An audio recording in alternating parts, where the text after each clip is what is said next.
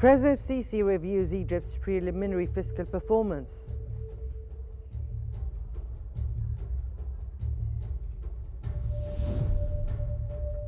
Prime Minister Mustafa Madbouli chairs a governors' meeting in New Alamein to review election preparations.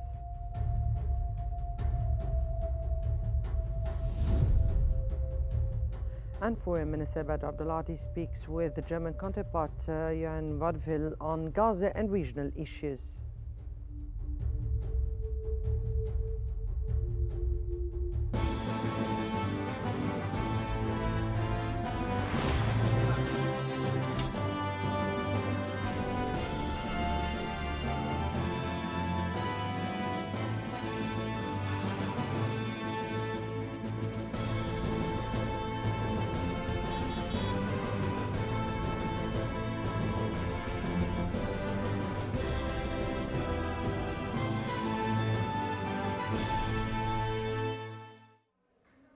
These were the headlines, the news in detail. President Abdel Fattah al-Sisi met today with Prime Minister Mustafa Madbouli and Deputy Finance Minister Ahmed Kojak to review Egypt's preliminary fiscal performance for the year 2024-2025. Presidential spokesman Mohammed al-Shinawi said President Sisi was briefed on record results showing a primary surplus of £629 billion, equal to 3.6% of the GDP. This marks an 80% increase compared with last year. Finance Minister Ahmed Kojak explained that the strong results were achieved despite major external shocks, including a 60% drop in Suez Canal revenues, costing the budget an estimated £145 billion. The minister added that fiscal gains were accompanied by a surge in private investments.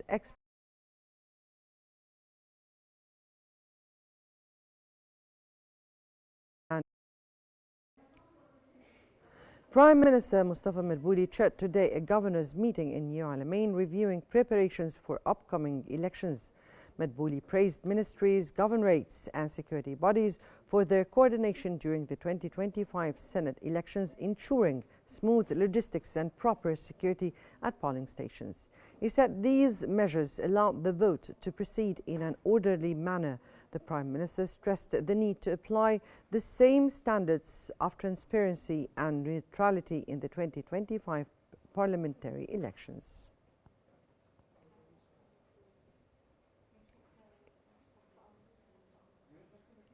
Minister of Foreign Affairs, Immigration and Egyptian Expatriates Badr Abdulati had held a phone call with German Foreign Minister Johann Wadfil as part of ongoing consultations on regional developments with a primary focus on the situation in Gaza. Abdulati briefed his German counterpart on the latest catastrophic humanitarian and medical conditions in the Gaza Strip, the ongoing efforts to reach a ceasefire agreement, and Egypt's continued efforts to ensure the unimpeded delivery of humanitarian aid to the enclave. He emphasized the need to remove all Israeli-imposed obstacles preventing full unconditional access to aid.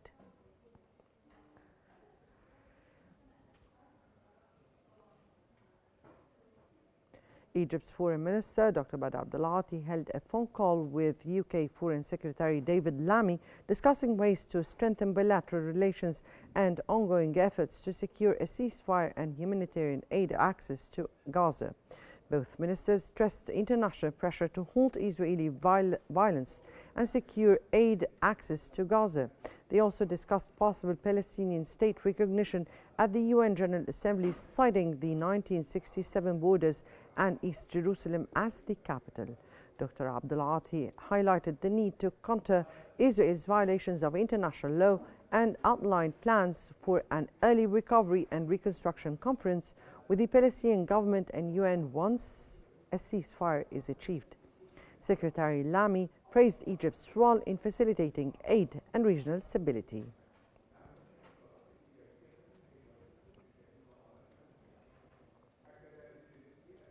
Foreign Minister Badr Abdulati will meet tomorrow with Palestinian Prime Minister Mohammed Mustafa in New Alamein. The meeting at the cabinet headquarters will address the catastrophic humanitarian and medical situation in Gaza. Talks are also expected to cover Egypt's ongoing efforts to secure a ceasefire and ensure the entry of humanitarian aid into the Strip. The visit underscores Cairo's continued role in supporting the Palestinian people amid the crisis.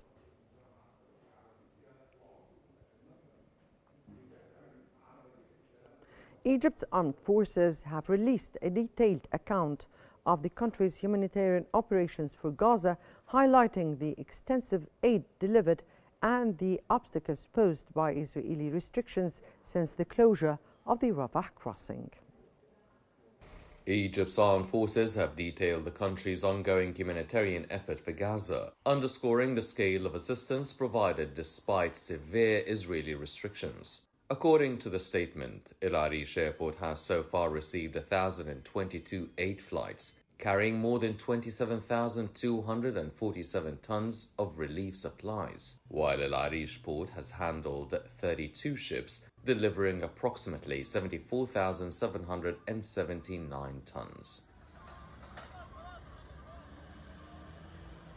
These shipments are transferred by truck to Gaza, either via the Rafah crossing, when operational, or through Karm Abu Salim, with all cargo subject to lengthy Israeli inspections lasting up to 24 hours. The military noted that Israel's control and destruction of the Palestinian side of Rafah since May 7th of 2024 has halted aid truck entries through the key crossing, forcing greater reliance on airdrops and Karm Abu Salim. Despite these constraints, Egypt has managed to deliver over 70% of all aid entering Gaza to date. This includes more than 45,125 trucks carrying in excess of 500,000 tons of medical and food supplies, 368,000 tons from Egypt and 132,000 from other nations, along with 209 ambulances, 81,380 tons of fuel, and 168 airdrops totaling 3,730 tons. More than 18,500 wounded Palestinians have also been treated in Egyptian hospitals. From July 27th to August 4th, 1,341 trucks entered Gaza through Karm Abu Salim, while over 5,000 remain in Egypt awaiting access. In the same period, 25 airdrops delivered 24 tons of aid as Rafah stays closed. The armed forces reaffirmed Egypt's steadfast support for Gaza and the Palestinian cause, despite the challenges of delivering humanitarian relief under current conditions. Egypt extended condolences to Pakistan over the victims of devastating floods that struck the country. In a statement, the Foreign Ministry said Egypt expresses full solidarity with Pakistan in this difficult humanitarian situation. It offered sympathy to the families of the victims and wished the injured a speedy recovery.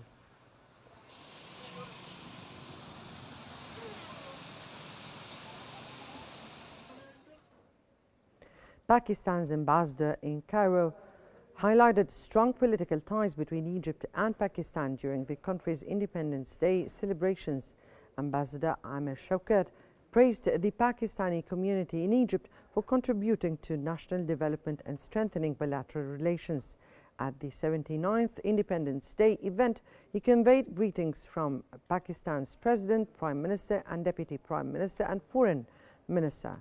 The ambassador also paid tribute to the sacrifices of Pakistan's founding fathers, saying they secured the nation's place on the global stage.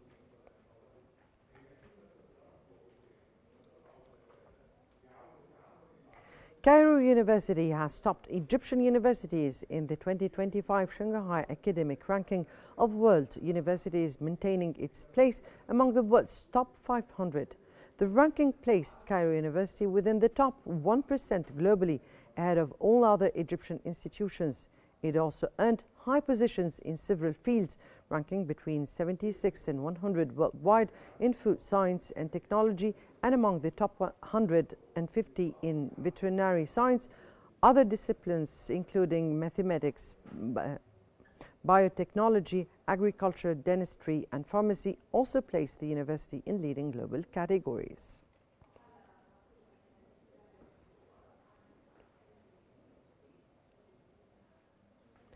Egypt's health ministry has launched an integrated performance monitoring system across all health directorates nationwide. The new system monitors 17 indicators across 12 key sectors covering emergency operations, preventive medicine, infection control, primary health care, family development, professional growth for medical and nursing staff, patient safety, crisis management, finance, infrastructure, and digital transformation.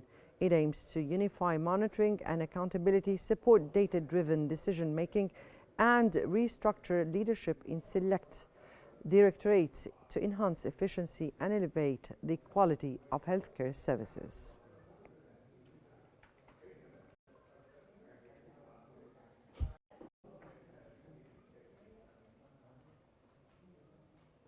Egyptian authorities intensified efforts to remove accumulated waste in Qalyubiyya and Giza, coordinating contractors and municipal cleaning teams to restore streets cleanness and ensure proper waste disposal. Minister of Local Development Dr. Manal Awad directed the Waste Management Regulatory Authority to coordinate with contractors and the Giza Cleaning Authority. Piles of garbage in Shubra al-Khima and Al-Khusus were cleared, transported to Abu Zabal, and roads reopened. The operation is part of enforcing Law 202 over 2020 on safe and environmentally sound waste management, aiming to maintain municipal hygiene, prevent illegal dumping, and attract investment in the sector.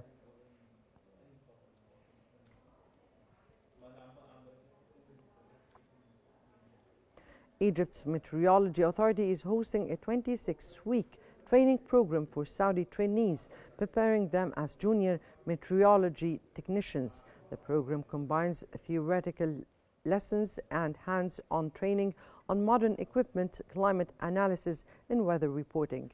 The General Authority for Meteorology, through the Cairo Regional Training Center, accredited by World Meteorological Organization, launched the Meteorology Technician Program. Trainees from Saudi Arabia learn to forecast weather, monitor climatic phenomena, and produce daily weather reports.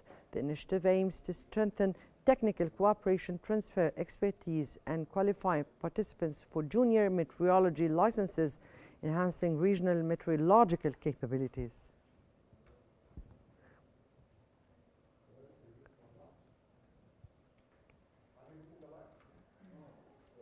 Minister of Culture Ahmed Fuad Hanno announced designating September 15th each year as the Egyptian Music Day. This initiative comes as part of the state's commitment to strengthening the status of Egyptian music as one of the key pillars of national identity and a fundamental component of Egypt's soft power.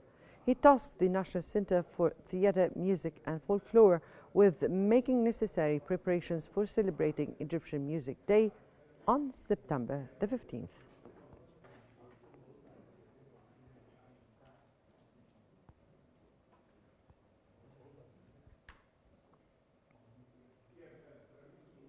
Minister of Youth and Sports Ashraf Subhi kicked off the second edition of the Alamein International Marathon, which is part of his ministry's 30-day challenge project. The marathon is organized by Presentation Live in collaboration with the Ministry of Youth and Sports and the Ministry of Housing, Utilities and Urban Communities, in line with the state's efforts to promote a culture of sports as a way of life.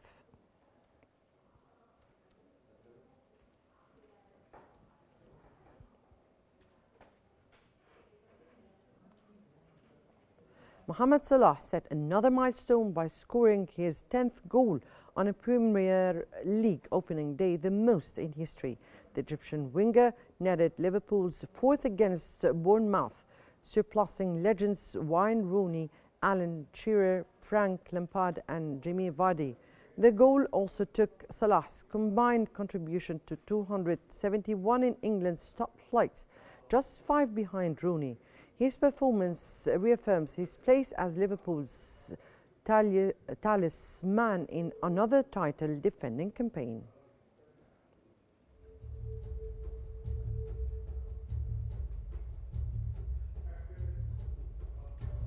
That's the end of our news bulletin for this hour. Here is a quick recap of today's Egyptian bulletin.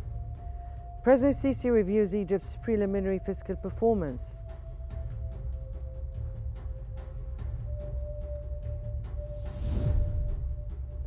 Prime Minister Mustafa Madbouli chairs a governors' meeting in New Alameins to review election preparations.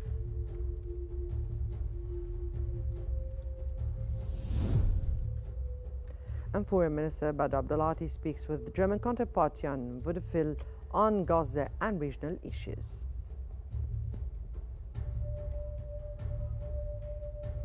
That's all for now. Remember to stay updated by following Qnews for the latest developments. Many thanks for watching.